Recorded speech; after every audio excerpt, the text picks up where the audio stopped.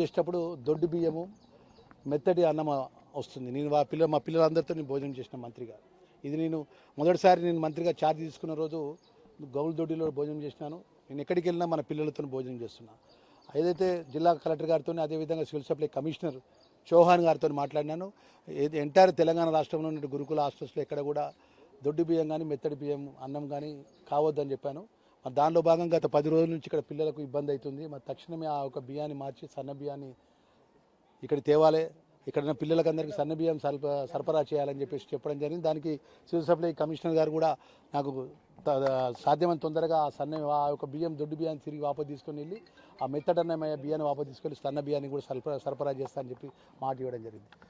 Sir ఇక్కడ భూములన్నీ కూడా ప్రైవేట్ వ్యక్తులు వచ్చి ఇక్కడ కబ్జా పెడుతున్నారు సార్, ఇక్కడ షాపింగ్ కాంప్లెక్స్ కట్టి ఉందని చెప్తే ఎంబడి కలెక్టర్ గారికి ఆదేశాలు ఇచ్చినా ఎంత పెద్దోడైనా కానివ్వండి, దానికి ఎంత పెద్ద మనిషి అని అనుకోండి, గురుకుల బాలికలకు సంబంధించినటువంటి ప్రతి గజం భూమి కూడా ప్రైవేటు వ్యక్తి పోకుండా కాపాడాల్సిన బాధ్యత జిల్లా కలెక్టర్ గారిది, జిల్లా యంత్రాంగంది, రెవెన్యూ యంత్రాంగంది.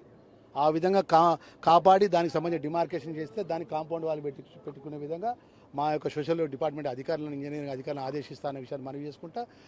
గజం కూడా పోనీయం. బాలికలకు గురుకులకు సంబంధించినటువంటి ఏదైతే మా గర్ల్స్ పిల్లలు ఉందో మా ఆస్తులు మాకే చెందే విధంగా ప్రత్యేక దృష్టి పెడతామనే విషయం మీ ద్వారా తెలియజేస్తున్నాం.